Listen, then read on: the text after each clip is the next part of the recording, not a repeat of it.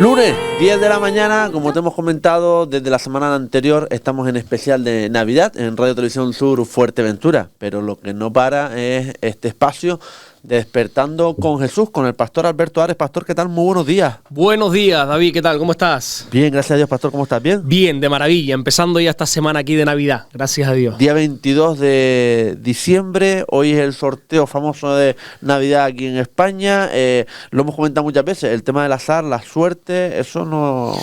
Pues, si te soy sincero, desconocía lo del tema de que hoy era ese día especial. Yo no participo de nada de eso. No juego y no promuevo nada de eso entre los creyentes, porque la Biblia dice que el Señor es nuestra suerte. Así es. Pastor, empecemos, si le parece, hablando del último culto, 6 de la tarde, Morrojable, 11 de la mañana, Puerto Rosario, por favor. Perfecto, pues ahí estuvimos compartiendo la palabra. El Señor nos volvió a regalar un tiempito más para poder seguir predicando su evangelio. Y continué con el mensaje de, no sé si recuerda la semana anterior, que estuvimos basados en una carta que Pablo le escribe a la iglesia de los Gálatas, una carta que tiene algunas anomalías en cuanto a las otras cartas que Pablo escribe, porque vemos que en esta Pablo trata inmediatamente el asunto que quiere tratar. Es una carta que parece que es muy urgente lo que Pablo quiere transmitirles, y por eso pasa directamente al grano, porque él considera que hay un gran problema dentro de la iglesia, que es el problema de que ellos se habían apartado de Jesús para seguir un evangelio diferente. Ese evangelio diferente, lo desarrollábamos la semana pasada, era el evangelio que no rechaza a Jesús, que no quita a Jesús de su puesto, pero que coloca la ley por encima de la gracia. No sé si recuerdas un poquito que estuvimos hablando de eso, de cómo Pablo pone diferentes ejemplos, cómo Pablo se esfuerza en gran manera para tratar de que ellos comprendan. No se trata de convencerles, sino de comprender. Porque al final la mente, si la mente no acepta algo, el corazón no se puede gozar en eso. Entonces Pablo intenta que la mente entienda que la gracia es superior a la ley, y les habla y les explica y les ataca esta verdad por diferentes puntos, por diferentes ángulos, y les dice que cómo es posible que ellos hayan retrocedido cuando Jesús nos ha metido en el mejor tiempo de la historia, que es el tiempo de la gracia. El propio Señor Jesucristo denominó a los discípulos como personas bendecidas, como personas bienaventuradas, por estar viviendo en ese tiempo, por estar viendo cosas que otros nunca vieron. Pero lamentablemente, a pesar de todos estos beneficios, de todas estas bendiciones, los Gálatas se habían apartado. Por eso Pablo comienza esta carta desde el versículo 6 diciendo: mira, es que estoy sorprendido, estoy maravillado, en el mal sentido de la palabra. Estoy maravillado de que tan pronto os hayáis alejado de aquel que os llamó por la gracia de Cristo para seguir un evangelio diferente. Nosotros los cristianos, no sé si te has dado cuenta, tenemos palabras para todo. Nosotros usamos como una jerga dentro de nuestras iglesias, que para nosotros es normal, para nosotros es común, pero claro, cuando tú hablas así con gente que no es frecuente, que no frecuencia mucho la iglesia, no lo entiende. Nosotros tenemos una palabra, por ejemplo, para definir a esas personas que se han apartado del Señor, que un día estuvieron, pero que ahora ya no están. ¿Sabes cómo los denominamos? No. Como pródigos, ¿verdad? Esas personas que un día estuvieron, se han apartado, y qué bueno sería que regresen. Nosotros, entre los cristianos, decimos: mira, aquel es un pródigo. Ya no hay nada más que decir. Ya sabemos que aquella persona un día estuvo en la casa del Padre y se fue. También usamos, no sé, palabras como descarriado. Mira, aquella es una oveja descarriada, ¿verdad? Aquella es una oveja que se ha ido. Pero Pablo no usa ni la palabra pródigo, no usa la palabra descarriado. ¿Sabes cómo llama Pablo a las personas que, conociendo a Jesús, se han apartado de Jesús? ¿Cómo? Insensatos. Y esto es fuerte, ¿eh? Pablo les dice en el capítulo 3, oh Gálatas, insensatos, así les dice. Son unos insensatos. ¿Quién os fascinó para no obedecer a la verdad? Le dice Pablo. Un insensato, para explicar esto antes de continuar, no es una persona que no sepa. Alguien que no sabe se le llama ignorante. Yo mismo soy ignorante en muchísimos aspectos de esta vida, ¿verdad? Porque no tengo el conocimiento, no tengo la sabiduría en ciertas cosas. Bueno, soy un ignorante. Pero ser un insensato no es ser un ignorante, no significa no saber. De hecho, es todo lo contrario. Ser un insensato es conocer, pero no aplicar. El insensato en los caminos de Dios es el que conoce el camino que lleva al Padre, pero el que no transita por ese camino. Por eso Pablo le dice, no les llama ignorantes. Pablo no les llama, ustedes no saben, no conocen. No, Pablo dice, eres un insensato. ¿Por qué? Porque conoces el camino al Padre, pero estás caminando por otro camino. Y entonces Pablo les dice el problema, pero también les dice la causa del problema. ¿Quién os fascinó para no obedecer a la verdad? O sea, ustedes han sido fascinados. Alguien les ha engañado. Y esa palabra fascinó es muy interesante porque habla como de un hechizo. De hecho, sería la mejor traducción, ¿quién os hechizó? Pero no es hechizar. Pablo no usa esta palabra de hechizo como brujería. Pablo no dice, ustedes están así porque les están haciendo brujería. No. La brujería para el cristiano no tiene ningún poder. No hay ningún arma forjada que pueda atacar nuestra vida. Mayor es el que está con nosotros que el que está contra nosotros. Así que esos cristianos que están siempre, no es que a mí me han hecho brujería. Bueno, pues si te han hecho brujería y te ha afectado es porque no estabas bien delante del Señor. Porque tu cobertura espiritual delante de Dios estaba fragmentada desde dentro, no desde fuera. Amén. Entonces Pablo no usa este término hechizado o fascinado desde el punto de vista de brujería, sino que Pablo les está diciendo, de la misma manera que un hechizo te nubla, de la misma manera que un hechizo te impide ver las cosas claras, ustedes están así, han sido fascinados, no están viendo con claridad, porque cuando uno no ve con claridad que Jesús es superior a la ley, superior a absolutamente todo, superior a la familia, superior al trabajo, superior a la economía, superior a todo, entonces es que estamos nublados, no estamos viendo correctamente las cosas. Los Gálatas conocían de Jesús, Pablo mismo les había predicado, pero por alguna razón ellos decidieron retroceder. Y les dice que la persona que conoce a Jesús, pero que se aparta, se enfría, o vive con un pie dentro y un pie fuera, es un insensato. Porque honestamente es una insensatez que conociendo a Dios no vivamos para Dios. Yo estoy de acuerdo totalmente con el apóstol Pablo. Hay un dicho que dice David, seguro que lo conoce, yo lo empiezo, tú lo terminas. Que el hombre es el único animal que tropieza con la misma piedra. Con la misma piedra dos veces, es así. Somos así. Las personas, tal cual. Da igual que veamos un agujero y tropecemos hoy, mañana vamos a volver a tropezar.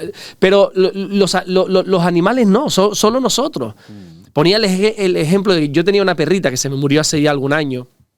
Una penita que me dio cuando se murió. 17 años tenía esa perrita. Desde el primer día que nació, esa perrita estuvo conmigo. Bueno, Damaris, mi esposa, desde que esa perrita era un cachorro, le hizo una broma, por no decir una perrería, le hizo una broma, que es que cogió un limón y le dijo, chispi, chispi. Y claro, un perro siempre se fía del amo, ¿verdad? Nunca va a pensar que la mano del amo le va a hacer daño. Entonces se acercó confiadamente, abrió la boca pensando, vete tú a saber el qué, y Damaris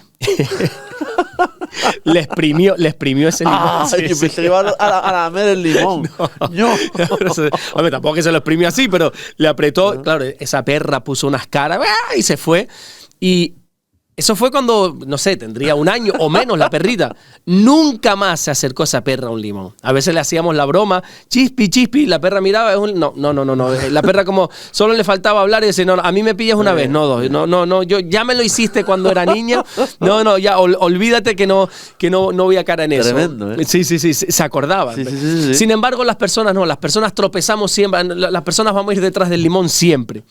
Y digo esto porque, oye, ya tenemos el ejemplo de los Gálatas, de la insensatez de los Gálatas, pero aún así seguimos cometiendo los mismos errores que los Gálatas. Gente insensata que conociendo a Dios no vive para Dios y viven perdidos como los Gálatas. Pero ¿saben lo peor de todo? Lo peor de todo no es vivir alejado de Jesús, vivir perdido, vivir fuera de la cobertura de Dios. Para mí lo peor no es estar alejado de Jesús. Hay algo mucho peor y la gente dirá, bueno, ¿y qué puede ser peor que estar alejado de Jesús? Bueno, lo peor es vivir alejado de Jesús creyendo que estás bien delante de Jesús. Eso para mí sí es un error. Que hay mucha gente que cree estar bien delante de Dios, que cree que Dios aprueba la vida que está llevando, el estilo de vida que está llevando, pero está alejado del Señor. Porque los Gálatas, Pablo lo que está llamándoles la atención a los Gálatas no es un problema de incredulidad, no es un problema de apostasía, de que hayan negado a Jesús, no es un problema de rebeldía, no, es un problema de que ustedes creen que están bien, pero es que están mal. El problema no es que se hayan apartado de Jesús para irse al mundo, no. El problema es que se han apartado de Jesús y ustedes no lo saben. Y ustedes siguen permaneciendo en la iglesia. De hecho, esta carta es escrita para la iglesia de los Gálatas, es decir, para cristianos.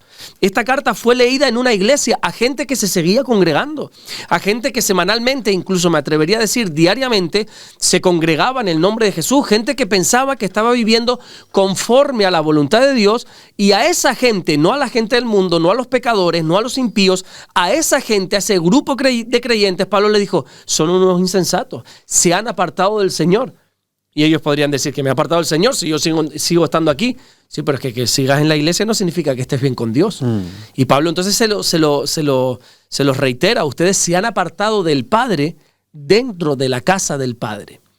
Bueno, Pablo avanza por el capítulo 1, 2, 3 de este libro, de esta carta de los Gálatas, hablando acerca de este asunto. Chicos, lo importante es la gracia es superior, la ley tuvo su función, la ley tuvo su tiempo, la ley tuvo su momento, y la ley ha servido para llevarnos, ¿te acuerdas de la ilustración del ayo, del esclavo del ayo, que servía para llevarnos hasta Jesús? Pero ahora vivimos en Jesús, ahora somos libres, una vez llega Jesús todo cambia, les dice Pablo, ahora nuestra vida tiene que cambiar. ¿Cómo es posible que nosotros vayamos a retroceder? Y al igual pasa con nosotros. Antes de tener un encuentro con Jesús, teníamos un estilo de vida, una forma de vida que ahora ya no es compatible con nuestra vida nueva en Cristo. Ya no podemos ser las mismas personas. De hecho, la Biblia dice, Pablo concretamente dice que somos nuevas criaturas. El propio Señor Jesucristo le dijo a un religioso llamado Nicodemo que nosotros tenemos que nacer de nuevo. O sea, esto no es que he cambiado de religión. Antes iba a la católica, ahora voy a la evangélica. O antes iba aquí, ahora voy allá. Es que no se trata de eso. Esto se trata de ser una persona nueva, de tener una vida nueva, de que hayamos experimentado un nuevo nacimiento. Todas las hechas son viejas. He aquí, ahora todo es nuevo, dice Pablo. Tenemos una nueva oportunidad en todos los aspectos de nuestra vida. No es posible que nosotros digamos que hemos tenido un encuentro con Jesús y sigamos de la misma manera. La vida de una persona que ha creído en Jesús sí o sí tiene que cambiar. Sí o sí, algo tiene que cambiar. Incluso la Biblia dice que hasta el semblante nos cambia. Hay un versículo que dice que la presencia del Señor hermosea el rostro. Fíjate tú, hay un cambio. Hay gente que la ves y tú dices, oye, tienes como un brillo diferente, un semblante diferente. Es Jesús. Es la presencia de Dios, es el Espíritu Santo, que antes me hacía ver como una persona, como un orco, podríamos decir, como un ogro, como alguien horrendo, pero ahora no es que sea guapo, pero tengo un brillo en mis ojos, tengo una presencia de Dios. Una aura distinta, ¿no? Exactamente. Jesús mismo, dice la Biblia, que él no era atractivo. Esa imagen que Hollywood, que Semana Santa y todo esto nos presenta al Señor con un cuerpo perfecto, con un pelo cuidadísimo, con unos ojos azules, que si tú te vas a Israel con ojos azules no vas a ver a nadie salvo al extranjero. Y dice la Biblia que en él no había atractivo alguno para que no le deseemos. Sin embargo, el libro de los Salmos, el salmista dijo que él es el más hermoso de los hijos de los hombres. Y uno dice, bueno, aquí hay una contradicción. Isaías dice que no tenía atractivo y el salmista dice que es el más atractivo. Claro, porque no está hablando de una belleza física, está hablando de que la presencia de Dios nos hermosea. Tiene que haber un cambio en todos los aspectos de nuestra vida. Pablo le dice a los Gálatas que antes de conocer a Jesús éramos esclavos, pero es que ahora somos hijos. Por lo tanto, no podemos vivir como esclavos. Es una incongruencia, es incoherente totalmente que una persona que ha sido liberada de sus cadenas vuelva voluntariamente a querer vivir preso. Ahora somos una vida nueva. Entonces yo preguntaba a la iglesia, ¿cómo es posible que una iglesia como los Gálatas, que Pablo fue quien fundó esta iglesia, o sea, tuvieron prácticamente uno de los mejores pastores, uno de los mejores apóstoles, uno de los mejores mentores, fue Pablo quien les predicó, fue Pablo quien creó, quien fundó esta iglesia o levantó esta iglesia? ¿Cómo es posible que ellos se extraviaran de la verdad? ¿Cómo es posible que ellos se alejaran, se perdieran de la verdad? Y entonces yo haciendo un pequeño estudio me doy cuenta que la Biblia nos presenta 4 maneras de perderse. Puede ser que haya más. Yo hablé de 4 y seguramente el que nos esté escuchando o viendo diga, no, yo encuentro una quinta. Bueno, y hasta una sexta seguramente, pero yo hablé de 4 principales. Hay un pasaje en la Biblia, me refiero al capítulo 15 del Evangelio de Lucas, que yo lo denomino como el capítulo de los objetos perdidos.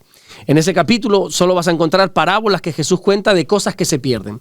Vamos a encontrar la parábola de la oveja perdida, vamos a encontrar la parábola de la moneda perdida y vamos a encontrar la parábola del hijo pródigo, de ese hijo perdido que se pierde.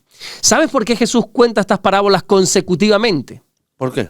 Bueno, resulta que Jesús estaba llevando a cabo su ministerio y los fariseos, los religiosos, los que supuestamente eran los encargados de guiar a la gente hacia Dios, se dan cuenta de que Jesús no se junta con gente buena.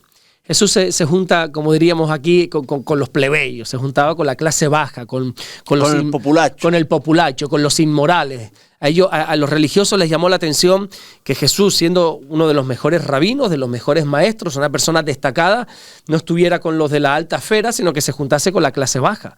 Los fariseos ponían el grito en el cielo porque el entorno de Jesús eran pecadores, eran publicanos, pero no solamente que ellos se acercaban a Jesús, que los pecadores se acercaban a Jesús. No, es que Jesús los recibía. Es que Jesús se sentaba con ellos a comer.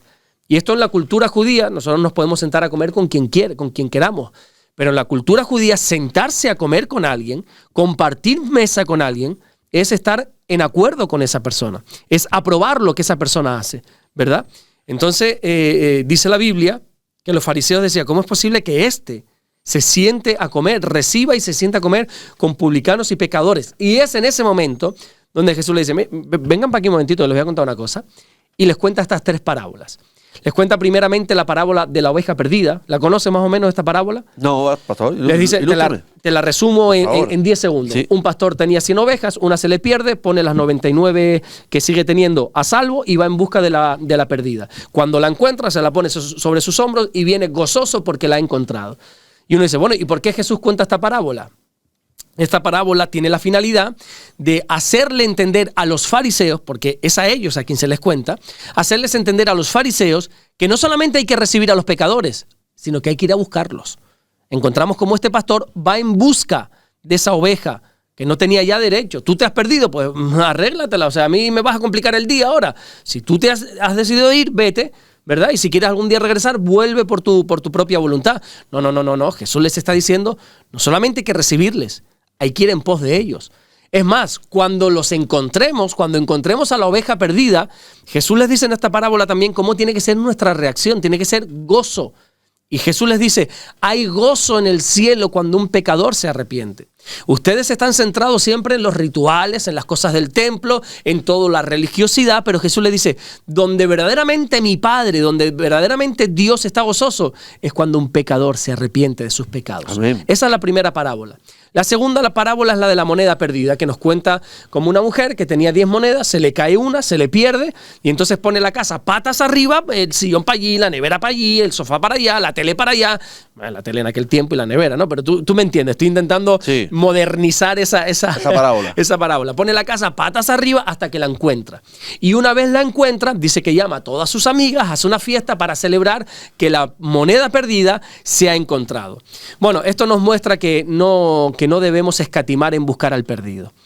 Jesús les cuenta esta parábola a los fariseos para que no solamente hay que ir en busca de los perdidos, sino que no hay que escatimar ni en tiempo ni en recursos en buscarlos. Hay que invertir toda nuestra vida en encontrarlos. Y una vez encontremos a esa persona para que crea en Jesús, nos vamos a gozar. Y por último le cuenta la famosísima, la archiconocida parábola del hijo pródigo, donde ya no se muestra que hay que ir en busca del perdido, ni siquiera que tenemos que invertir tiempo, esfuerzo, recursos en el perdido, sino que este mensaje, entre otras muchas cosas, nos enseña la actitud que tenemos que tener cuando es el perdido el que regresa voluntariamente. A veces no, los religiosos eran muy crueles con el que venía, siempre estaban con el dedo señalador. Es más, mucha gente no decidía volver, mucha gente no decidía volver porque sabían la condenación que iban a tener. Los fariseos les iban a señalar, los fariseos les iban a recriminar sus pecados. Entonces Jesús les cuenta esta parábola donde ese hijo pródigo regresa y el padre lo abraza, el padre lo bendice, el padre lo besa, el padre le pone vestido, le pone calzado, le pone anillo, le hace fiesta, le mata al becerro. Entonces les dice, esta es la actitud con aquellos que deciden volver. Pero en estas 3 parábolas, David, yo encuentro también las 4 formas que existen de perderse, de alejarse. Por ejemplo, yo encuentro en la parábola de la oveja perdida que aquí se nos muestra cómo uno se puede perder por ignorancia. Quizá no estamos hablando ni de pecado, no estamos hablando de que ha sido una manera voluntaria. Aquí no estamos hablando que esa oveja era una oveja rebelde y miró al pastor, le dijo, yo no quiero saber nada y se fue. No. Cuando uno estudia la oveja como animal, se da cuenta que la oveja es un animal muy torpe. Es el animal prácticamente más torpe que existe, ¿verdad? Le falta orientación. Una oveja que se pierde no sabe regresar. Una oveja no tiene visión, a 2-3 metros ya no ve bien a cierta distancia. Es de los pocos animales, no sé si lo sabías, de los pocos animales que no tienen ningún instinto de defensa, no tienen cómo defenderse. No sé, cualquier animal tiene algo para defenderse, aún el camaleón, aunque sea disfrazarse entre las hojas, ¿no? O sea, todos los animales tienen algo por el cual se pueden defender, pero las ovejas no. Las ovejas, si se ven amenazadas por un lobo o por cualquier otro animal, lo único que hacen es quedarse quietas. Es que no muerden, no son rápidas, no son ágiles, no tienen garra, no tienen una visión larga para poder esconderse, no cambian su... Nada, es que eso es el animal más torpe que existe. Es que no vale para defenderse. Se desorienta totalmente. La oveja es un animal creado para vivir totalmente en un redil, en un rebaño. Una oveja por sí sola no va a sobrevivir. En pocos días va a morir literalmente. Tiene que ir en manada. Exactamente. Y lo peor de todo es que cuando la oveja se pierde, porque se desorienta muy fácilmente, no sabe regresar. No tiene ese instinto de decir, a ver, yo vine por aquí, o tiene un olfato como un perro o algo que diga, yo por allí están mis compañeros. No, mueren literalmente. No es como los gatos. ¿Sabes que los gatos tú los puedes llevar a cualquier sitio que ellos saben regresar a casa? Sí. Mirando todo esto, me encontré con una familia de Estados Unidos que se fueron de vacaciones a 7,000 kilómetros. Sí, 7,000 kilómetros y se llevaron al gato. El gato se perdió en esas vacaciones y 14 meses después apareció el gato en su casa. Estamos hablando de que son 7,000 kilómetros. ¿Cómo lo hizo? 14 meses. No se sabe. Hay algunos estudios que dicen que por el campo magnético, no se sabe. 1 año y 2 meses después. Es increíble. Wow. Tenemos el caso también, que aquí en Fuerteventura lo vemos, y en el sur hay gente que tiene esto, las palomas, ¿verdad? Las palomas mensajeras.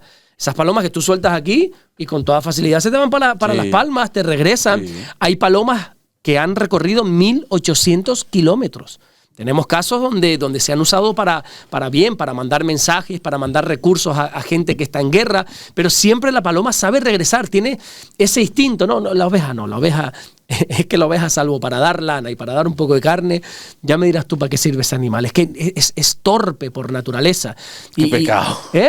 Qué pecado, pobre. Pero ahora vas a entender por qué te digo esto, pobrecita. Porque ¿sabes con qué animal se nos compara en la Biblia? Con las ovejas. Con la oveja. Entonces, espiritualmente hablando, somos torpes. Necesitamos de un pastor que nos cuide. La oveja es 100% dependiente del pastor. No es que diga, bueno, en este área, por ejemplo, las águilas se quitan su plumaje, llega un momento que incluso se quitan su propio pico, se lo destrozan. Sí. La oveja, como no haya un pastor que le quite la lana, se muere asfixiada. Hay lanas que pueden pesar 30, 40, 50 kilos y las matan. Y como llueva con toda esa lana encima, las asfixia por completo. Es que no tiene capacidad de supervivencia por sí sola. Y nosotros somos esas ovejas que dependemos 100% del pastor. Ahora, ¿de qué pastor? Pues yo le decía a la iglesia, como ustedes dependan de mí, como pastor, ya les adelanto que están perdidos. Jesús dijo, yo soy el buen pastor. Entonces nosotros espiritualmente dependemos de Jesús, que le ha puesto pastores aquí para que nos cuiden, nos alimenten, pero de quien dependemos es de Jesús. Entonces esta parábola nos enseña que uno se puede perder por ignorancia, ¿verdad? Por esa ignorancia de no saber y no reconocer que somos débiles, que sin Jesús no podemos sobrevivir. Lo que pasa es que el ser humano es tan orgulloso, tiene ese ego, ¿verdad? Esa altivez. No, yo puedo, yo sirvo, yo valgo. Bueno, está bien, yo prefiero decir lo que Jesús dijo, separados de mí nada podéis hacer. Entonces uno se puede perder por ignorancia, porque no sabe, y ese es un peligro. Luego hay otra manera de perderse, que la encuentro en la parábola de la moneda perdida. Dice esta parábola que esa mujer que tenía 10 monedas, una se le cae. Y a mí me enseña esto, que también uno se puede perder porque alguien lo ha dejado caer. Ya no estamos hablando de temas de pecado, no estamos hablando de ignorancia, no estamos hablando de que la persona responsable, espiritualmente hablando, de esa persona, le ha dejado caer. Y aquí yo le decía a toda la iglesia, bueno, en este momento tenemos que hacer una autocrítica, porque a veces somos muy ligeros para señalar y para decir, no, es que ese se apartó por no sé cuánto, ese es un pecador, ese... Sí. Pero hay gente que nunca más regresó a la casa del Padre porque no tuvo un cuidado. Porque los que estamos en la casa del Padre no oramos por ellos, no los llamamos, no los visitamos, no ha habido un seguimiento, un seguimiento en el sentido de preocupación de decirle, oye, mira, ¿y por qué no viniste al culto? Y mira, estoy orando por ti, mira, estás bien. Que ese es el trabajo que nosotros tenemos que hacer. Jesús nos mandó a discipular y ese discipulado hacia la gente es un cuidado, es para formarlos, para que Cristo sea formado en ellos, es formarlos, es estar preocupados, como una madre está preocupada de un hijo, así tenemos que ser. Y hay gente que se ha perdido porque los que estábamos responsables de ellos no lo fuimos responsables. Hay el caso, ahí en la Biblia hay un caso, porque esto al final es una parábola. La parábola es algo que Jesús cuenta que puede ser realidad o puede ser inventado para contar un principio, ¿no? Pero hay un caso en la Biblia donde alguien dejó caer a otro alguien y lo dejó paralítico, dice la Biblia. En un mismo día muere el rey, el primer rey de Israel, que es el rey Saúl, y muere en esa misma guerra, que es una guerra contra los filisteos, la encontramos en el Antiguo Testamento. Muere también su hijo, Jonatán. Muere el rey, muere el hijo, que era el sucesor, y claro, en aquellos tiempos no es como ahora, que hay una civilización, hay más orden, gracias a Dios, pero en el mundo antiguo, cuando moría un rey, lo peor no era la muerte del rey, lo peor era lo que venía ahora, porque empezaba una cacería brutal. O sea, ahora los que se querían poner en el trono, como el trono era por nepotismo, ¿sabes lo que es nepotismo? ¿No? Que se hereda de padre a hijo. Bueno. Felipe es rey porque Juan Carlos fue rey, no por méritos ninguno. Que lo haga bien, lo haga mal es otro punto aparte, pero él está en el trono porque es hijo de Juan Carlos. Hereditario. Exactamente, eso se llama nepotismo. Siempre ha sido así, la monarquía siempre ha sido así. Entonces la gente que quería usurpar el trono, cuando un rey moría, empezaba una cacería brutal. Hace meses atrás te hablé de una mujer, se llamaba Atalía, no sé si la recuerdas. Atalía era la madre de un rey llamado Ocosías. Era mala, pero mala como ella sola, esta mujer. Y manda a su hijo... Hay mujeres malas en la Biblia, ¿eh? Y hombres malos también, pero mujeres también. Mujeres que, Dios mío de mi vida, sí. Jezabel, Atalía, y encima de Jezabel y Atalía era familia. Sí. Sí. También se hereda entonces eso, ¿no? Se hereda, sí. El nepotismo. Hay nepotismo en la maldad, ¿no? Total, sí, yo creo que sí, ¿eh? Sí, claro. Pero porque al final nos acostumbramos al entorno. Si lo hablaba, no sé si aquí o en otro sitio, no recuerdo dónde lo hablaba, o en un devocional, no recuerdo, que yo decía que al final los niños hacen lo que han visto en sus casas. Y los niños han visto que en los momentos tensos del núcleo familiar, la reacción de papá y mamá es gritar, es tirarse de los pelos, es enfadarse, es no hablarse. El niño va a ver eso como normal. Sí. Entonces, eso no es que se herede, no, es que así los hemos educado. Tú les puedes decir, no, mi hijo, hay que perdonar, pero si a ti no te ven perdonar, olvídate. Entonces, bueno, al tema, ¿no? Atalía, esta mujer manda a su hijo a la guerra, a una guerra que sabía que estaba perdida. Una guerra donde sabía que su hijo Ocosías iba a morir. Wow. Efectivamente murió. ¿Sabes lo que hace esta mujer? En vez de lamentarse por su hijo, dice que empieza a matar a todos sus nietos. Y los mata a todos sus nietos. Para ella sentarse en el trono, y se sentó. O sea, es una historia para que te hagas la idea de la cacería. Mala, ¿no? Lo siguiente. Sí. O sea, es una desgraciada, es una malvada, es una bruja. O sea, todos los calificativos que le queramos poner aquí nos quedamos cortos. Con tal de sentarse en el trono. Lo que te quiero decir, cuando Saúl y Jonatán muere, había un hijo de Jonatán, un nieto de Saúl, que se llamaba Mefiboset. Tenía 5 añitos, una criatura, ese era un niño.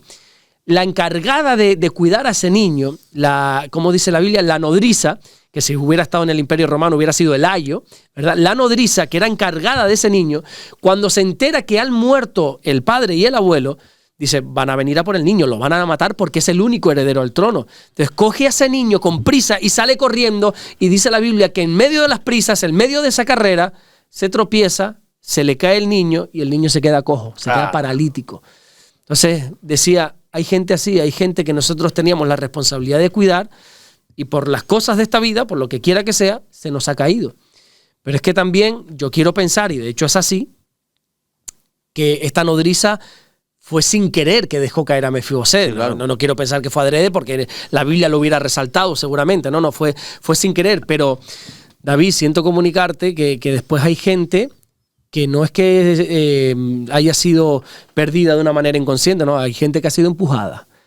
Hay gente que lamentablemente, bueno, pues ha sido maltratada, abusos de autoridad, abusos de poder, autoritarismo, un liderazgo corrompido. Y entonces no es que la nodriza te dejara caer, es que te empujó. Y hay gente, desgraciadamente, que yo en los últimos años he conocido, pero muchísima gente, estoy hablando de mucha gente, que han sido empujados. Bueno, esta es otra forma de perderse por culpa de un tercero, porque alguien te ha dejado caer o alguien quizá te ha empujado. Y por último, encontramos también la parábola del hijo pródigo, que la tercera manera de perderse es la manera de la rebeldía voluntaria. Encontramos en el hijo pródigo que le dijo al padre, papá, dame los bienes que me corresponden, que me voy. O sea, él era consciente de lo que iba a hacer. Esas personas que conociendo la bendición de la casa del Padre, conociendo al Padre, conociendo la provisión que hay en casa del Padre, prefieren estar fuera de la cobertura de la casa del Padre. Y es gente que se pierde por rebeldía, por pecado, por tosudez, porque le da la gana, sabe y es consciente de lo que está haciendo y aún así decide hacerlo. Así que hasta ahora hemos visto que la oveja se pierde por torpeza, por ignorancia, la moneda se pierde porque alguien la ha dejado perder. El hijo pródigo se pierde porque ha querido, por decisión propia, pero te dije que había 4 formas. Sí. 4 formas que es precisamente donde los gálatas se pierden y para mí es la más peligrosa. ¿A quién le contó Jesús estas 3 parábolas? A los gálatas. A los fariseos. Pablo es a los gálatas, sí. Es que te pillé fuera de serie. Sí. Pablo a los gálatas, Jesús cuenta esta parábola a los fariseos. Y quise resaltar esto porque es importante entenderlo. La parábola del hijo pródigo, Jesús no se centra tanto en el padre que lo recibe con amor. Jesús no se centra tanto en ese hijo pródigo. Recuerda que al ser contada hacia los fariseos, la parábola del hijo pródigo a quien quiere resaltar es al hijo mayor, al que se quedó en la casa, que representan a los fariseos. A ese hijo mayor que cuando ve a su hijo, a su hermano menor regresar, le reprocha. No, es que no entra ni en la fiesta. No, ¿yo para qué? Y para mí esta es la peor manera de perderse, porque si te das cuenta, cuando el hijo pródigo, el hijo menor, se va de la casa y se va a perder y a gastar las bendiciones y la herencia, vete tú a saber en qué hace el padre? El padre no hace nada, el padre no sale detrás de él. Es importante entender esto, David. El padre no sale en busca de ese hijo pródigo porque sabe que tarde o temprano va a regresar. Yo hoy tengo otra parábola, pastor. Después la cuento. El padre sabe que el hijo pródigo va a regresar. Aquella persona que un día degustó del don celestial, tarde o temprano va a regresar a los caminos del Señor. Solo hace falta que le venga una crisis, algo que le recuerde a ese hijo que no es un todopoderoso, que solo hay un todopoderoso y es Dios, que Él no todo lo puede, que nosotros lo podemos todo cuando estamos en Cristo. Solo hace falta un pequeño apretón de tuerca para que el hijo pródigo regrese. Por eso encontramos que el padre no sale corriendo tras el hijo. Sin embargo, cuando el hijo mayor, cuando este que nunca había abandonado la casa, pero no quiere entrar en la fiesta, el padre sí tiene que salir en su búsqueda. Dice la Biblia, y el padre sale de la casa en busca de ese hermano, de ese hijo, para decirle, oye, ¿qué pasa? ¿No vas a entrar? Y yo entiendo que si el padre no sale en su búsqueda, este hijo nunca va a regresar, porque este hijo no sabía que estaba perdido. No sé si me estoy explicando. Sí. Es tan peligrosa esta manera de perderse porque no sabes que estás perdido. Y es la manera de los gálatas, es una manera que se pierden sin saber que está perdido. Es el mismo punto que estaban los gálatas. Y Pablo les dice cómo han llegado a ese punto. Dice, de Cristo os desligasteis, en Gálatas capítulo 5, versículo 4. De Cristo os desligasteis. ¿Sabes lo que significa desligar? Apartarse. Sí, pero literalmente desligar no es cortar. No es decir, Pablo no les dice, uy, ustedes de un día para otro se han cortado la relación con Cristo. ¿Qué pasó? Que ayer estaban bien y hoy no. No. Pablo usa una expresión de cuerda, de liga, ¿verdad? Nosotros, los canariones, no sé cómo le dicen. Ligas le dicen a los cordones. Los chicharreros le decimos ligas a los cordones. Por eso yo entiendo bien esta expresión. Es una cuerda, una pequeña liga. Sabes que las cuerdas, aunque tú solo veas un cordón, esos son cientos o miles de hilos finos que la forman. Entonces Pablo dice, ustedes se han perdido de la siguiente manera. Se han desligado de Cristo. Desligar habla de ir rompiendo esos cientos o miles de hilos finitos uno a uno. No es que han cortado, no es como a veces tienes un enfrentamiento con alguien, un encontronazo con una persona y cortas relación. O sea, hasta aquí llegó nuestra amistad, ¿verdad? Ya se acabó. Algo pasó que hemos cortado. Listo. No, en este caso Pablo dice, te has desligado de Cristo. Ha sido algo tan sutil que ni tú te has dado cuenta. Han sido pequeñas decisiones, hoy no oras, mañana tampoco, y son actos que no llevan consecuencias, porque tú ¿qué vas a decir? ¿Que una persona por no leer la Biblia un día va a ir al infierno? No, eso sería erróneo decirlo, sería una herejía. Que está mal, pero no es pecado, no podemos condenar ni señalar a alguien porque un día no leyó la Biblia. Porque un día una persona no ha orado. Bueno, yo no lo entiendo, pero no podemos condenar a nadie. O sea, no te vas a ir al infierno, no vas a perder tu salvación. Cristo no va a venir con toda su ira a caer. No, eso no es así. Pero esas pequeññas decisiones, una tras otra. Hoy le digo que no al Señor, mañana que no. Y son hilitos que no afectan. La cuerda sigue firme, hilitos. Pero no te das cuenta y has llevado mucho tiempo así hasta que la cuerda al final hace ¡plaf! Y se rompe. Y uno dice, ¡ay, qué pasó! De Cristo os habéis desligado, dice Pablo. Han sido un cúmulo de cosas. Ponía el ejemplo de un matrimonio. Hay matrimonios que se rompen de un día para otro. ¿Por qué? Por una infidelidad, por algo que ha pasado que sabemos señalar eso. Pero hay matrimonios que se han separado por un cúmulo de cosas. Tú le preguntas al hombre o a la mujer, ¿por qué te separaste? ¿No? Sí, no te sabría decirte, dicen. No te sabría decir algo en concreto. Fue un cúmulo de cosas. Un sinfín de actitudes de la otra persona que fueron rompiendo esos pequeños hilos y se desligó. Y ese es el problema, que a veces tanto decirle que no al Señor, hoy no oro, hoy no leo, hoy no hago, hoy no voy, hoy no, al final esa cuerda se rompe. Pero para no dejar mal sabor de boca en la iglesia, ni aquí a todos los que ven y oyen, quiero decir que hay buenas noticias. Al final la oveja perdida fue encontrada por un pastor. Al final la moneda perdida fue encontrada por diligencia por alguien. Al final Mefiboset fue buscado también por David. David cuando sube al trono dice, ¿hay algún heredero aquí de Jonatán? Sí, Mefiboset, llámalo. Y le bendijo. Al final el hijo pródigo fue restaurado. Siempre te das cuenta cómo el perdido regresa. Pero yo pregunto, ¿y el hijo mayor? ¿El hijo mayor se arrepintió? ¿O los Gálatas se arrepintieron? ¿Los Gálatas volvieron a estar con Cristo? Lo cierto es que no lo sabemos. Queremos pensar que sí, pero la Biblia no lo recoge. Pero lo que sí recoge la Biblia es que hubo un padre que salió en búsqueda de ese hijo mayor y hubo un siervo, en este caso Pablo, en busca de esos Gálatas. Esto nos quiere decir que todavía hay esperanza para todas esas personas que se han apartado, que se han enfriado, que están con un pie dentro, un pie fuera, por el motivo que sea, por ignorancia, por pecado, por voluntad propia, porque alguien les dejó caer, por el motivo que sea, todavía Dios sigue mandando esos mensajes de regresa, mis separados de mí nada podéis hacer. Pablo les dice algo muy bonito terminando la carta, hijitos míos, vuelvo a sentir por vosotros dolores de parto hasta que Cristo sea formado en vosotros. En vez de reprocharles algo, Pablo les dice, ustedes todavía siguen siendo hijos y Cristo va a ser formado en ti. Todavía hay esperanza para toda persona que todavía tenga ese pequeño deseo de regresar al Señor. Amén, pastor. Bueno, ya digo, hoy va a ser un poco más largo, igual que lo dije el otro día, igual del día 29 el día 5, pero sí, antes de hacer un alto en el camino, porque vamos a empezar a poner publicidad, sí me gustaría comentarle la parábola que yo tengo en el día de hoy, ¿no? Y es que es ese hijo perdido en el mundo, en el cual un traficante de droga ataca al padre anciano y le dice, dame el dinero que me debe tu hijo. Uh-huh. El anciano tembloroso le da el dinero sobre la marcha y se va a su casa. Uh-huh. Empieza a trabajar en una obra en su propia casa. Dice el hijo, dice, ¿no me vas a regañar? Dice, no, yo ya no te voy a decir más nada, ya no te voy a decir nada más. Bueno, entonces sigue trabajando el hombre y cuando el hijo vuelve, ve una horca. Dice, ¿te vas a ahorcar, papá? Dice, no, dice, esta horca va a ser para ti. Dice, cuando yo muera, tú heredarás todo, te lo gastarás todo donde tú quieras y demás, y arrepentido vendrás aquí y usarás esta horca para quitarte la vida. El hijo se va riéndose, el padre muere. Efectivamente, el hijo usa todo ese dinero para gastar en vida y demás, y cuando ya no tiene amigos, no tiene a nadie que le ayude, llega allí y va a cumplir el deseo de su padre, se pone la soga en el cuello, salta y de repente el falso techo que estaba se rompe.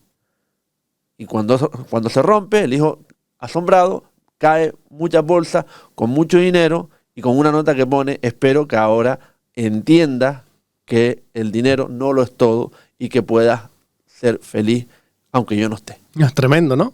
Tremendo, sí. Hay que obedecer un poquito más a los padres, yo creo, ¿no? Totalmente, sí. Y sobre todo al padre de arriba. Sí, señor, qué bonita esa historia, tremendo, Sí, tremendo. Sí, la señor. verdad que sí. Pastor, hacemos un alto en el camino. Perfecto. Pequeñito, 5 minutos y enseguida regresamos con las preguntas al pastor Alberto Ares en este espacio de Despertando con Jesús. No se vayan hasta ahora. Volvemos en 5 minutos.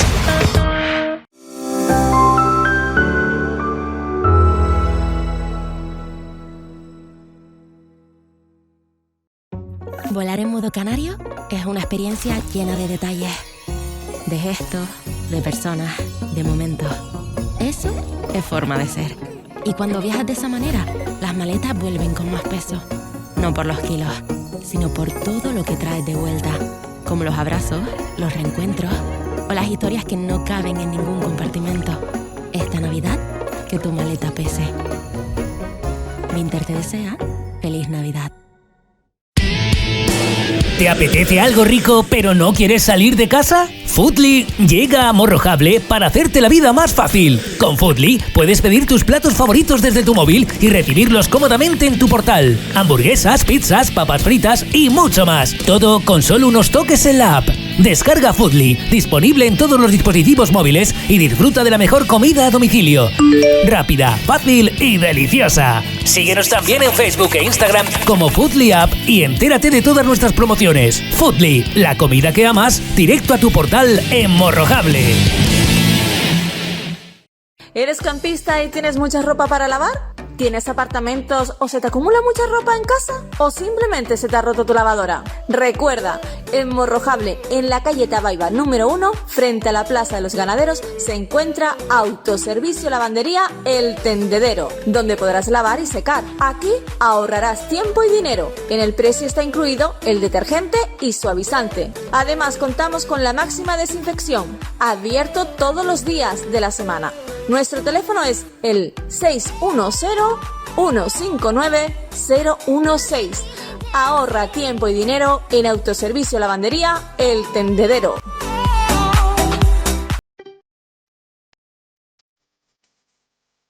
Bar Restaurante Cofete, enclavado en un sitio místico y emblemático de Fuerteventura, como es el pueblo de Cofete. Su especialidad es el caldo de pescado, carne cabra y pescado fresco. Además realizan comidas típicas de la tierra, papas arrugadas, queso de cabra, etc. Dispone de una gran variedad de platos para todos los bolsillos. El horario es de 10 de la mañana a 7 de la tarde, todos los días del año. Venga al Bar Restaurante Cofete, aquí comerás como en tu propia casa.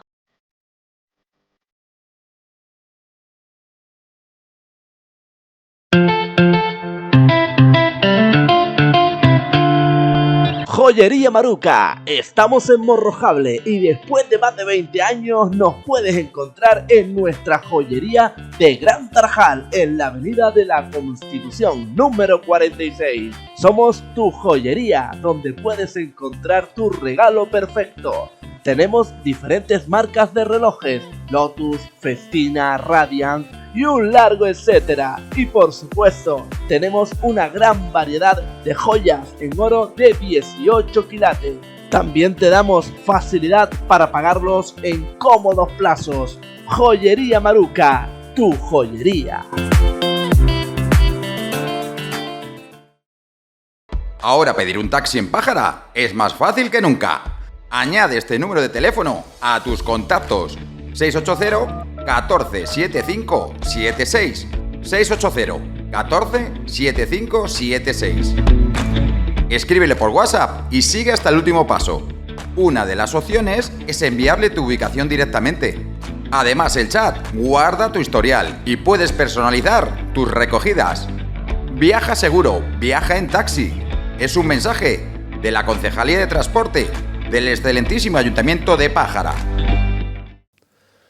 Continuamos con el espacio de Despertando con Jesús con el pastor Alberto Ares en este lunes. Todos los lunes, recuerda, a las 10 de la mañana, este espacio Despertando con Jesús. Pastor, espacio para las preguntas. ¿Por qué Jesús nació en un pesebre? Porque si nos ponemos a pensar, es el Rey de Reyes y nace en un pesebre. ¿Por qué? Pues mira, eso es un mensaje que ya nos está dando el Señor desde el mismo momento de nacer. Pero bueno, tiene una explicación. Mira, nuestra mente siempre tiene que estar enfocada en el contexto que la Biblia nos presenta. José y María, que son los padres que el Señor usó para traer a Jesús a este mundo, vivían en Nazaret. Nazaret era un pueblo totalmente humilde. Nazaret no era una ciudad, no era una urbe, no era algo importante, ¿no? Era un pueblo pequeño, un pueblo humilde, tenía mala fama. Incluso hay un discípulo que cuando va a hablarle a otro, mira que hemos encontrado al Mesías, está en Nazaret, y el otro dice, de Nazaret puede salir algo bueno, porque nos está dejando claro la Biblia que Nazaret tenía muy mala fama porque era demasiado pobre, ¿verdad? Con esto quiero resaltar que José y María no era una familia pudiente, era una familia bastante humilde, bastante pobre. Lo vemos, hay otros pasajes que lo muestra también la pobreza que ellos tenían y vivían en Nazaret. Recordemos que hubo un censo, hablábamos de eso creo la semana pasada, el censo romano, que el César quería saber sobre cuánta gente tenía el poder, el dominio. Y Belén estaba repleto porque mucha gente estaba yendo. No quiero que veas Belén como una ciudad enorme, era un pueblito eso, ¿verdad? Y entonces, bueno, por eso dice la Biblia que no había lugar para ellos en el mesón, en el hotel, en el hostal. No había lugar, no porque los quisieran rechazar, es que no había, es que estaba lleno. Y probablemente llegaron tarde, ¿verdad? Y como no había un sitio, pues bueno, alguien le dijo, pues métete en el pesebre, no hay sitio, lo único que hay es eso o nada. Claro, uno podría decir, pero vamos a ver, si José era de Belén, José no tenía ahí un primo, un tío, un pariente. Seguramente. La Biblia no lo dice, pero la lógica nos dice que lo más seguro es que tu familia. Claro, exactamente. Tiene que haber un pariente sí o sí. Pero recordemos cómo fue el embarazo de María. Fue por el Espíritu Santo. Claro, eso nosotros lo sabemos ahora. Lo creemos ahora. Pero en aquel tiempo ponte en el lugar de la gente. Ves a una muchacha embarazada que no está casada, sabes lo que pasaba antiguamente cuando te quedabas embarazada y no estabas casada. La gente se ponía a hablar y encima que se pone a hablar, ella dice, no, yo no he tenido relaciones, ha sido el Espíritu Santo, y a la gente decía, no, mira, a estos dos apártalos porque estos están, no podemos tener relación con ellos.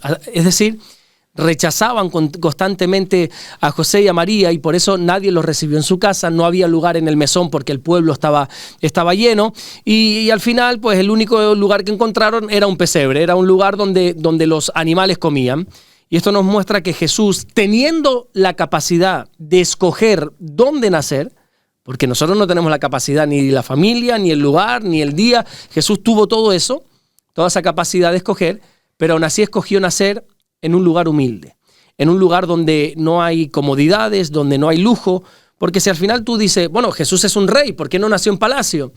Si nace en palacio, ya hay unas barreras por las cuales no se va a poder acceder a él.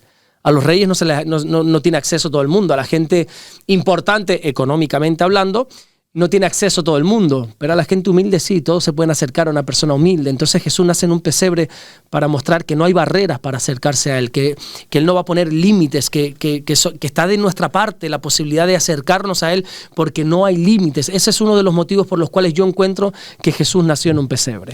Amén. Pastor, ¿la Navidad es solo para creyentes o puede ser para todo el mundo? Bueno, la Navidad es para todo el mundo. De hecho, aquí en España por lo menos y en muchos países es un día que se celebra para todos. Es un día festivo, aunque cada día ya lo quieren quitar. Ahora me enteré de que se está planteando quitar el Día de Reyes aquí en España. Ahora ya la festividad va a llegar hasta el 4 de enero. Lo estaba leyendo, creo que fue ayer o antes de ayer en el periódico y decía, ¿en serio? Yo pensé que era un bulo, pero es verdad, se está planteando a nivel europeo, como que Europa está exigiendo a España, porque sabes que esto de la tradición de los reyes magos solo es aquí en España, pero en otros sitios no se hace tanto. Entonces, Europa está como exigiendo a España que a partir del 4 de enero, no, ya los niños tienen que ir a clase. O sea, cada vez se está quitando más, ¿no? Pero al final Navidad es un tiempo que es para todos. ¿No? Recuerda que ahora te dije que Jesús nace en un pesebre para mostrar que no hay barreras. Las barreras no las ponemos nosotros, barreras culturales, barreras religiosas, barreras étnicas, pero Jesús no tiene barreras. Si tú te quieres acercar a Él, lo puedes hacer. Y la Navidad es un motivo de celebración para todos. Cuando Jesús nace, hay un ángel que se aparece a unos pastores para darles un mensaje. Y ese mensaje es, os doy nuevas de gran gozo y doy buenas noticias para todo el pueblo, le dice el ángel. El ángel no le dice, miren pastores, vayan solamente a los religiosos, vayan solamente a los judíos, vayan solamente a los que creen. No, estas buenas noticias es para todos, porque Jesús ha nacido para todos. Juan capítulo 3, versículo 16, el corazón del evangelio, el versículo que todos no sabemos de memoria, porque de tal manera amó Dios al mundo que ha dado a su Hijo unigénito para todo aquel que en él cree no se pierda, mas tenga vida eterna. Amén. Jesús es para todos, para todo aquel que cree. Dios dio a su Hijo no solo para creyentes, no solo para judíos, sino para todos. Hay algo muy significativo en esto de que el ángel se presentara a los pastores. ¿Y por qué el ángel no se presentó a los judíos que llevaban esperando años, milenios literalmente hablando de que venía un Mesías, y se fue a los pastores? Bueno, porque los pastores no eran religiosos. Los pastores no eran sacerdotes, los pastores no eran levitas, eran personas normales, comunes, corrientes, gente de todo tipo. Y el ángel, enviado por Dios, o sea, Dios se presenta a esa gente para decirle, Jesús ha nacido. La Navidad es para todos, para todo aquel que quiere, lógicamente. La Navidad no es un tiempo elitista, no es un tiempo selectivo, para estos sí, para estos no. No, la Navidad es para todos. Pastor, ¿qué le diría a alguien que ha perdido la ilusión por estas fechas, por la Navidad? ¿Qué le podría decir? Bueno, lo primero siempre, la Biblia dice que uno tiene que llorar con el que llora, ¿verdad? Somos muy rápidos a veces para condenar, pero uno tiene que ponerse siempre en la piel del otro. Yo lo primero que le diría, mira, entiendo perfectamente que en estas fechas hayas perdido la ilusión, las ganas, la alegría, porque son fechas sobre todo familiares, ¿no? Y claro, cuando cada vez hay menos gente sentada en la mesa, eso entristece. Cuando ya en una Navidad no está abuela sentada, no está mamá sentada, o no hay alguien que ama, que ha fallecido o que no está en ese momento, pues claro, ya las Navidades pues como que van perdiendo mucho sentido, van perdiendo esa alegría, y son momentos donde se nos recuerda que de lo más importante que hay es la familia. Entonces, entiendo que hay gente que está fuera de sus países, gente que ha perdido a su familia. Oye, pues que este tiempo pues les cause bastante tristeza, nostalgia sobre todo, y que hayan perdido la alegría, la ilusión por la Navidad. Pero es que recordemos que Jesús nació precisamente para esas personas. ¿Dónde nació Jesús? En un pesebre, en un lugar de necesidad. O sea, Jesús ha nacido para las personas que tienen necesidad, no solamente necesidad física, ¿no? Necesidad emocional también. Jesús nació en el peor lugar, lleno de necesidades, rodeado de pobreza. Y esto nos enseña que la Navidad no va a negar el dolor. La Navidad no es un tiempo donde disfracemos el dolor. No estoy triste. Puedes estar triste, pero Jesús también está en esos momentos. Eso es lo importante. O sea, es lícito estar triste. El hombre más sabio de la tierra después de Jesús, que fue Salomón, dijo, hay un tiempo en esta vida para llorar. Hay un tiempo en esta vida para endecharse. Es lícito llorar. La Biblia no lanza el mensaje, no pasa nada, sécate las lágrimas y sigue caminando. No. Hay que llorar y hay que estar triste, pero también Jesús está en ese momento. A mí me llama la atención algo. La Biblia, todo tiene un porqué, todo tiene un para qué, y es que Jesús no nace de día, Jesús nace de noche, ¿verdad? Y ese momento en que nace de noche, por eso dice que los pastores estaban guardando las vigilias de la noche y se le aparece el ángel. Mira que ha nacido Jesús. Sabemos que Jesús nació de noche.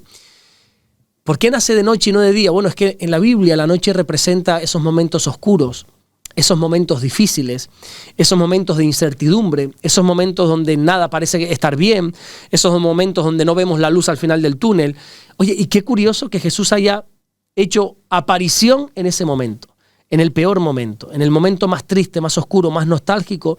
Así que la Navidad nos tiene que recordar que a pesar de los problemas, de las vicisitudes de la vida, pues el Señor está ahí. Y el Señor nace en esos momentos, y a todo aquel que ha perdido la ilusión, las ganas, la alegría por la Navidad, le invito a que vuelva a mirar a Jesús, que es el propósito de la Navidad, y que recuerde que este es un tiempo de gozo y de alegría a pesar de las tristezas, de las nostalgias y de las pérdidas.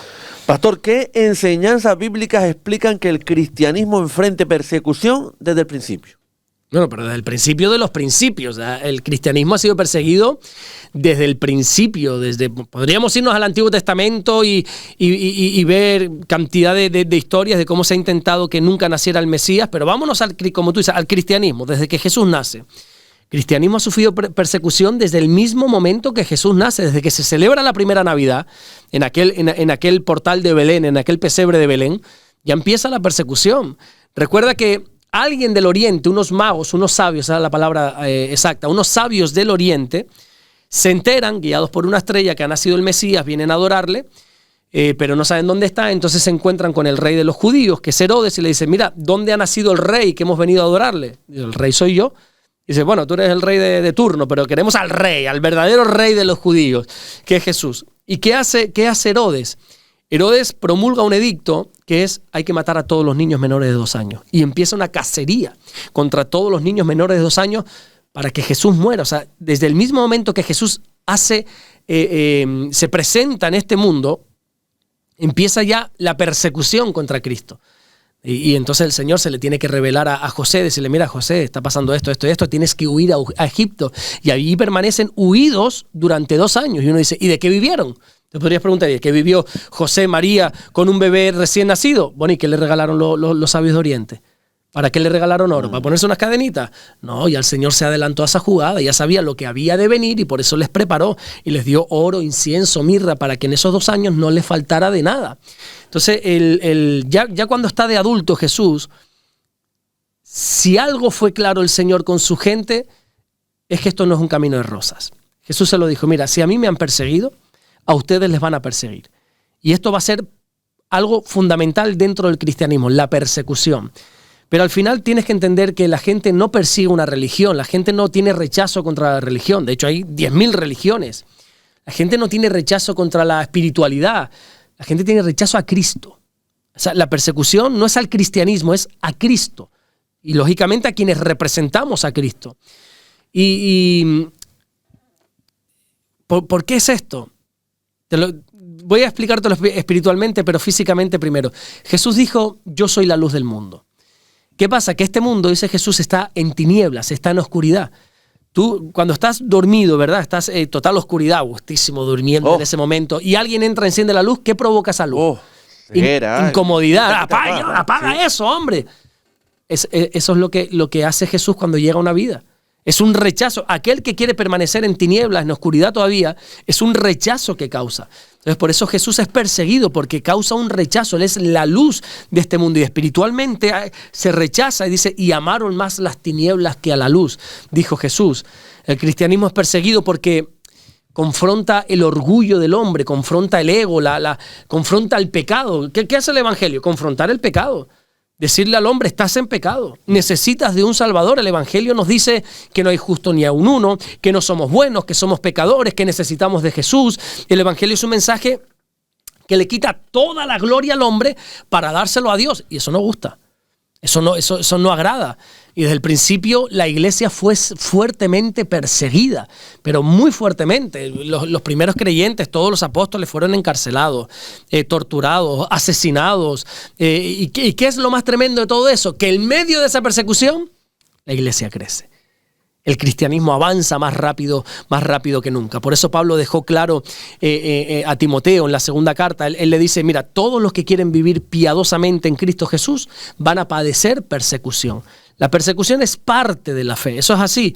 Pero lo bonito de todo es que hay una promesa que Jesús dio, que dijo: bienaventurados los perseguidos a causa de la justicia, porque de ellos es el reino de los cielos.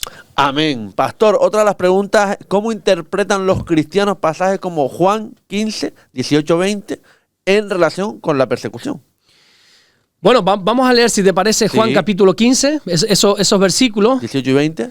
Dice el versículo 18: si el mundo os aborrece, sabed que a mí, está hablando Jesús aquí, si el mundo os aborrece, sabed que a mí me ha aborrecido antes que a vosotros. Versículo 19: si fuerais del mundo, el mundo amaría lo suyo, pero porque no sois del mundo, antes yo os elegí del mundo, por eso el mundo os aborrece. Versículo 20: acordaos de la palabra que yo os he dicho. El siervo no es mayor que su señor. Si a mí me han perseguido, también a vosotros os perseguirán. Si han guardado mi palabra, también guardarán la vuestra. Amén. Lo primero que tenemos que entender es a qué hace referencia el mundo. Porque aquí dice la Biblia, Jesús mismo dice que yo no soy del mundo. Yo estoy en este mundo. Yo, hasta donde yo sé, yo tengo ahora mismo mis pies en este mundo. El mundo no hace referencia al planeta Tierra. No está diciendo: vosotros no sois de este mundo. Si fuerais de este mundo, el mundo aceptaría. Metáfora, ¿no? Mucha metáfora. No es una metáfora. El mundo se está refiriendo al sistema que gobierna este mundo. Este mundo, dice la Biblia, está gobernado por Satanás. Es que solo hay que ver las leyes, cómo está todo, para saber que Cristo no está reinando en él. Reinará, pero no está reinando en él ahora mismo. Entonces, cuando Jesús dice: no sois del mundo, es decir, ustedes no pertenecen a este sistema. Ustedes, aunque vivan en este sistema, con esta ideología, ustedes tengan claro que no. Y porque ustedes vayan en contra del sistema de este mundo, van a ser aborrecidos. Eso es lo que Jesús dice. Un sistema totalmente contrario a los principios bíblicos es el que estamos nosotros viviendo ahora. Y nosotros interpretamos estos versículos desde el punto de vista que la persecución no significa que estemos haciendo algo mal. No, de hecho, diría yo que todo lo contrario, significa que estamos alineados perfectamente contra la voluntad de Dios. El cristianismo no ha nacido para encajar, no ha nacido para encajar en este sistema de mundo, todo lo contrario, ha sido para confrontar este sistema con la verdad. Recordemos que al propio Juan el Bautista le cortaron la cabeza por decir la verdad, por ir contrario al sistema de este mundo. Dijo algo que no gustó y se le cortó la cabeza. O sea, por otra parte, también Jesús está dejando claro que cuando somos perseguidos, el problema no somos nosotros. No nos llevemos el problema a lo personal. El problema la gente lo tiene con a quién representamos nosotros, ¿verdad? Por eso el mundo nos aborrece, porque a él no lo aceptan. Y muchas veces la persecución es parte de la vida cristiana y bueno, nosotros tenemos que estar dispuestos a asumirla, dispuestos a aceptarla. El tema es que en estos tiempos donde nadie aguanta nada, pues hay muchos cristianos que claudican rápidamente, que cuando ven un poco de persecución dicen, no, yo no estoy para esto, y claudican. No, el cristiano tiene que estar consciente de que va a ser perseguido. Pablo le dijo a Timoteo, tú como buen soldado de Jesucristo, sufre penalidades. Amén. Pastor, ¿cuál fue el papel de la persecución en la expansión de la iglesia primitiva según el libro de los Hechos? Bueno, la persecución sin duda alguna fue clave, o sea, fue crucial. Sin la persecución, yo me atrevería a decir que sin la persecución que se registra en el libro de los Hechos, hoy tú y yo no estaríamos hablando aquí del Evangelio, porque el Evangelio no hubiera llegado a nosotros. O sea, la persecución fue clave para que el Evangelio se propagara por todo el mundo. Recordemos que Jesús nos dejó lo que nosotros conocemos como la Gran Comisión. La Gran Comisión es la de ir por todo el mundo predicando el Evangelio, y a todo aquel que le hablemos del Evangelio tenemos que discipularlos, tenemos que convertirlos en discípulos de Jesús. Y antes de ascender al cielo, Jesús, esto está en Hechos capítulo 1, versículo 8, dijo, bueno, el Espíritu Santo va a venir sobre vosotros. Yo les prometo que el Espíritu Santo va a venir. Y esa investidura de lo alto, esa llenura del Espíritu Santo va a ser para que ustedes me sean testigos, voceros, mensajeros del Evangelio en todo lugar. Primeramente, dice Jesús, tiene que ser en Jerusalén, luego en toda Judea, luego en Samaria y hasta lo último en la tierra. Es decir, Jesús les dice, yo les prometo que viene el Espíritu Santo, pero ustedes a cambio tienen que ir por toda Jerusalén predicando el Evangelio, por toda Judea predicando el Evangelio, por toda Samaria, incluso hasta lo último de la tierra. Claro, ¿qué sucede? La iglesia empieza a crecer, Dios cumple con su parte, envía el Espíritu Santo, todos son investidos, aquellos 120 discípulos son investidos con el poder de Dios, Pedro predica, 3.000 se convierten, luego 4.000 se convierten, la iglesia empieza a experimentar un crecimiento pero asombroso, no te lo puedes ni imaginar, miles de personas, pero ahí nadie se mueve. Hasta Hechos capítulo 7 todo sucede en Jerusalén. O sea, Dios cumple con su parte, pero la iglesia no cumple con la suya de salir, de expandirse.